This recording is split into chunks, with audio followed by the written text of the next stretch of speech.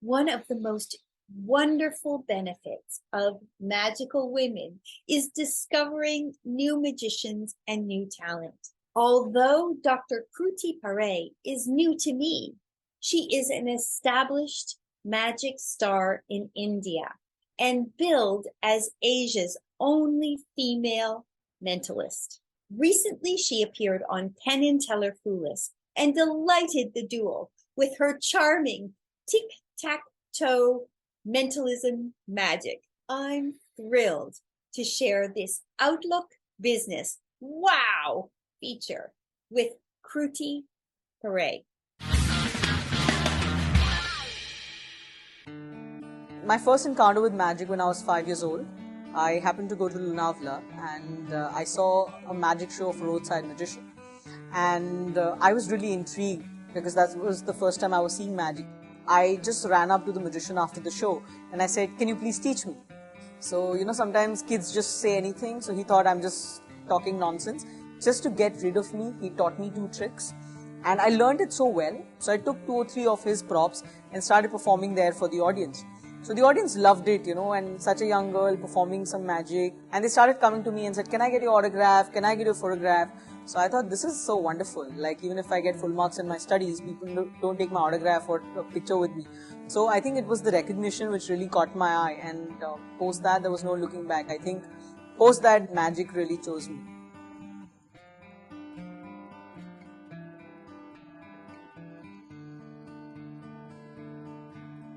I really wanted to learn magic, but there were no avenues at that time. We didn't have YouTubes and exposure to the international world.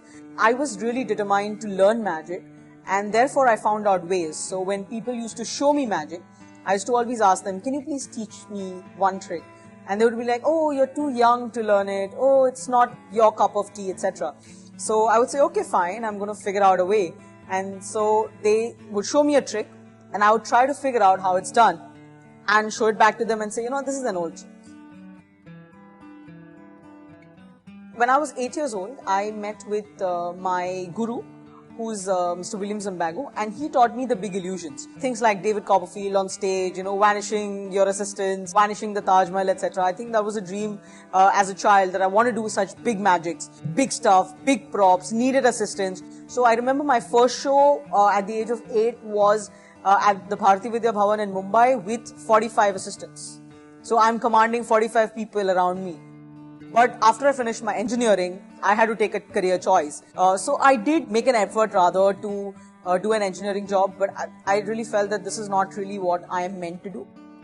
In a place like India, magic is never considered as something where you can earn money.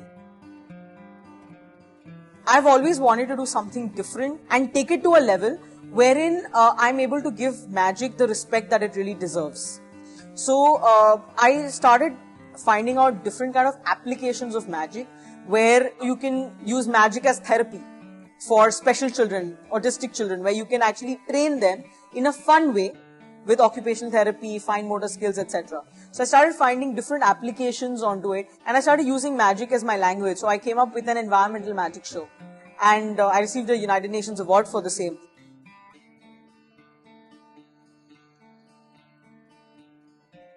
It's never been easy being a woman in a man's world for any profession. So it was the same with magic also.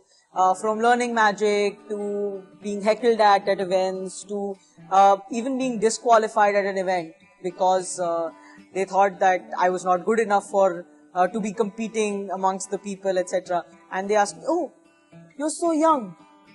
You're going to be talking to all of us. What is this young girl going to do?" So I think that's something that I face every day.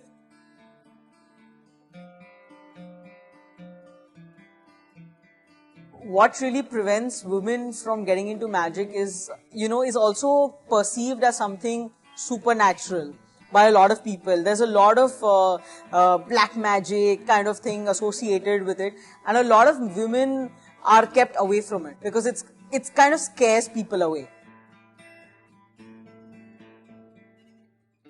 So my message to all the little girls who want to get into the field of magic is, please, follow your dreams. If you believe in magic, have your sense of wonder with you, and no matter whether you choose magic or any other profession, know one thing for sure: nothing is impossible, and do your best and God will do the rest. Were you inspired by that clip? Would you like to see more? Don't forget to comment and to let us know what you prefer and what you like best. And if you have questions that you would like us to ask, be sure to include them as well.